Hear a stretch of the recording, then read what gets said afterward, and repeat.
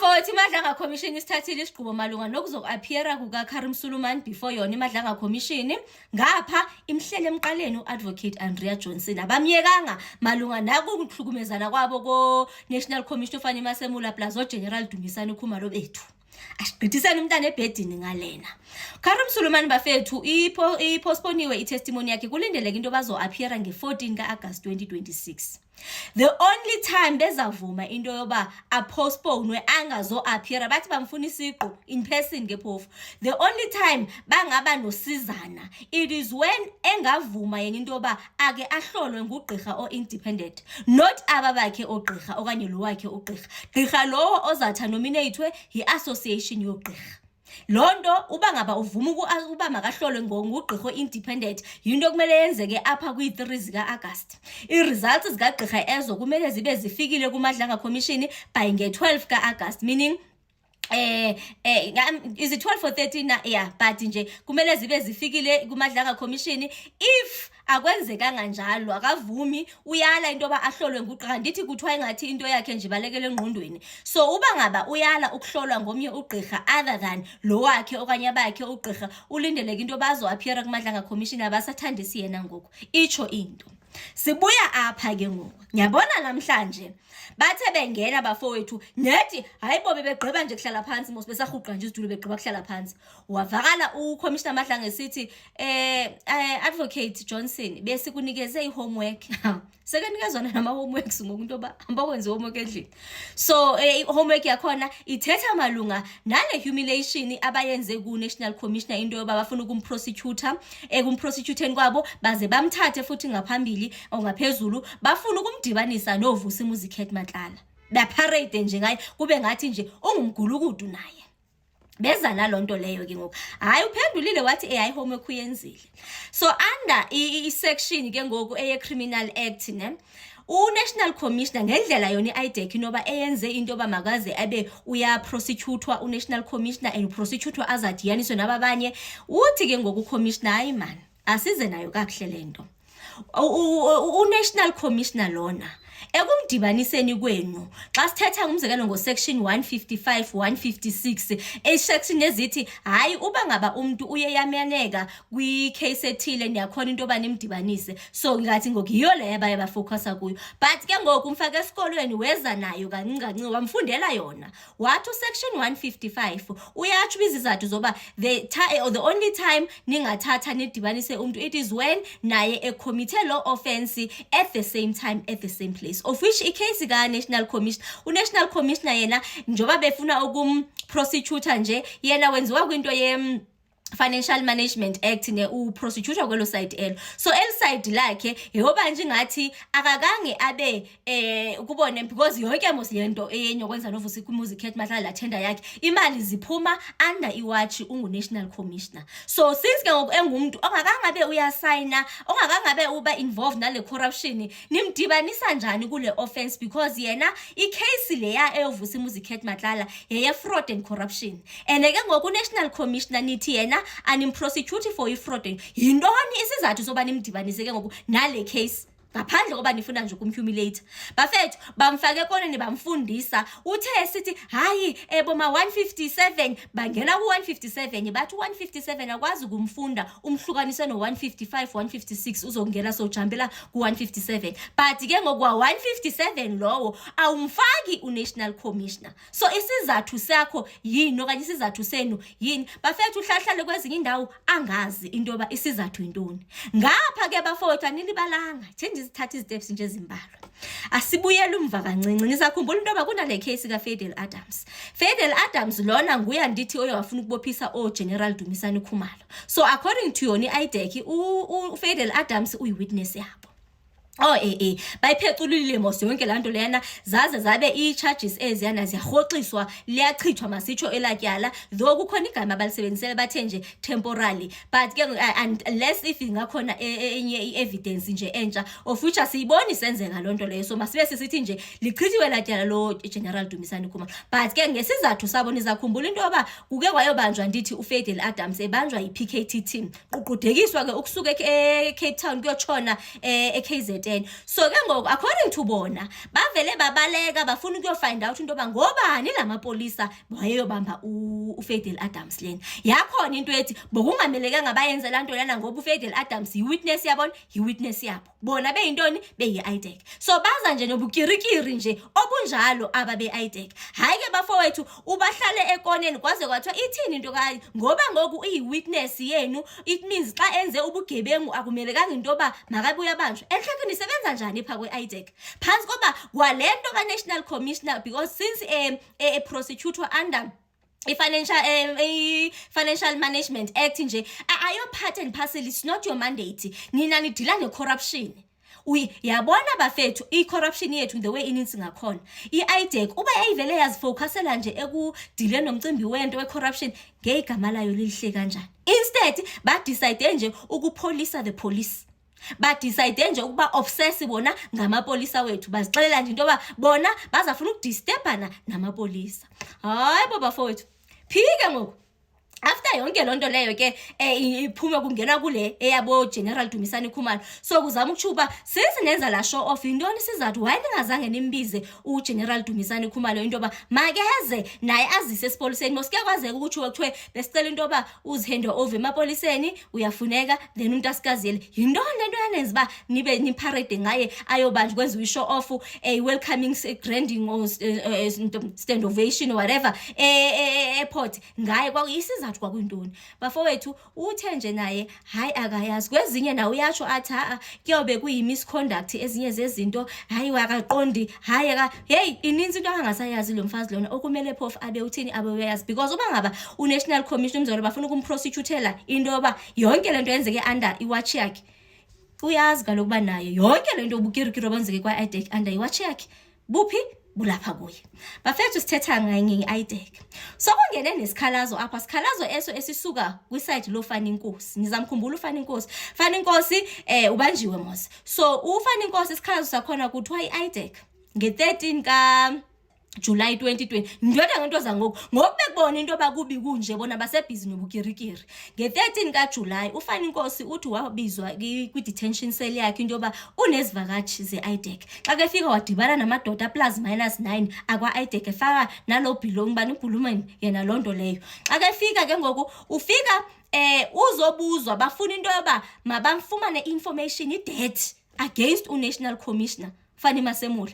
Bafuna ukwazi ubudlelwane buka-National Commissioner uGeneral Khumalo plus uKurt Matlala ukwenzela into yoba bazom-implicator, bafuna yena phofu uFani lona a-implicate u-National Commissioner uFani Masemula. Bebengenayo i-case. Uba yawuzala nkomo siyazi bafethu enye thina silindele nje into yoba sixelele into yoba okay ezazijolo ezinye ngathi i-IDEC ibibhizi phezu kwazo zihoxiswe nje ukudilwe nomnye umcimbi a-account for anything or any negligence from iside lakhe, but nje efaka i-IDEC nje into silindele ukuva ngekudalanga nje into yoba hayi isukile nje into ngathi njalo. So uFani Nkosi ke ngokufika naye watwera naye ngathi usekeqalwe nje umntu into yoba nje ifike yamhlukumeza i-IDEC leyo bamxele phofu i-letter zakhona nazi bafethu ndiyazi-attach ne. So ngendlela okuthetheka ngayo and if nikhumbula ngezi 13 zika July 2026 it's the very same day after bona behluleke ukwenza la plea deal agreement noVusimuzi Kurt Matlala. Nisakhumbula ndithi khona la deal bebeyizama ya decline since ngathi bebefuna nje ukuphana nje ngebhasela nje ye sentence kuVusimuzi Kurt Matlala, yathi i-judge okanye magistrate do ayonto ezakwenzeka leyo, then they had to go back, then xa bebuya uVusi wayikhaba lo plea deal leyo. That xa besuka apho babheka kuFani because bafuna into ephathekayo, abanayo into ephathekayo, babheka kuFani Nkosi. Fani Nkosi befuna into yoba makasho into yoba yintoni into akayaziyo. Uthe sithi hayi mina andazi nix ngaba ndazi ngoGeneral Sibuye ubudlelwane bukaVusimuzi Kurt Matlala noGeneral Sibiya plus uGeneral Khan, otherwise kwelicala ana information mina ngapha, bathi ungasixeleli lo nonsense leyo. Bafethu ifikile ke eso sikhalazo apha kuMadlanga Commission and abasithathi light because kaloku uFani Nkosi beke yi-witness appear before iMadlanga Commission, so that means they are interfering nomsebenzi weMadlanga Commission. Hayi ke negqwetha lifoneliwe ngapha la ngafumaneki yaze yakhona nemilayeza yena uBhelumani yena loyo we-IDEC weNdiya bese ke sini beke correspond ke because lona uvele wabathumela kwigqwetha lakhe, igqwetha lavela labona into yoba le into yenzeka inobugulukudu. Hey bafethu bamphethe imbengwana kwayena bese kelindele into obuzawugqiba ke nge-tea break. Hayi kwathiwa akazugqiba noba ujonge into bakuzaba lapha elantshini nakhona nje umbona into yoba yho sekwenziwa namajoke into yoba hayi lindele into yoba kugqitywe seke senza amajoke athi but ikhomishina ndayiva ihlebeza sithi seke zawugqiba ngespeed athi ukunto hayi nami uyandisho ndivile ndihlebeza nje but umhleli. All in all bafowethu impundu zingaphandle. I will probably come back again with last party ke ngoku ye testimony yakhe because ugqiba yena seke khabele ezipalini uzawuthini uba seke zagqiba but akukuhlanga akumnandanga. I am sure right now with everything futhi emanivezwa naye uyakuyakhanya ngoku uyabona amanye amagama kawavezile bafethu kwayena self ngowakhe umlomo uthe ngendlela kabona ngayo ubuyabona into bingathi bokukhona ama outside forces meaning abanye abantu nje bangaphandle kwe-IDEC bebesebenzisa i-IDEC ingathi ngendlela engekho right. Bafethu uyawuzala nkomoni asiyazi ndize ndinomdla walala plea deal agreement bebefuna ukwenza noKate into yoba ibe babemthembiseni uKate okanye zeziphi izinto ababezigqibe bazithetha noVusimuzi Kate Matlala. Asiyazi bafowethu unto uye watsho nje wathi usashikona nje into ezingabawuthi nje 3 nyana okusamele badile ngazo. That will probably be last party yethu ngetestimony yakhe uadvocate Andrew Johnson. IDEC had concluded with Mr. Matlala was firstly rejected by the court prior to that, and the court counter-offered a sentence which Mr. Matlala on the morning of the 13th of July on record rejected that, leading to the collapse of the entire plea agreement. Now it would appear in the afternoon of the same day, members of the IDEC staff investigators visited Mr. Fanning Nkosi to get him, if I understand the complaint, to implicate General Masemula and Lieutenant General Khumalo by claiming that there is a relationship between the two and Mr. Matlala. And in particular, you recall at paragraph 4, Mr. Fanning Nkosi indicated that Mr. Belochan insisted that Mr. Belochan informed him that he, Mr. Belochan, wanted to know about any corrupt relationship between Vusimuzi Kate Matlala, National Commissioner General Masemola, and Lieutenant General Khumalo. Again, in the context of the narrative that you had originally discussed with ad hoc, perhaps I should start by inviting your comment to the conduct referred to in these papers to the extent that it may be true. Currently, it stands as a complaint to the Commission. The Commission will have to deal with whether there is potential interference with witnesses of the Commission, but we can leave that for the moment. That's for the Commission to deal with. And understanding and appreciating what the claimed conduct is, I would like to invite your comment as to the propriety thereof or otherwise. Thank you.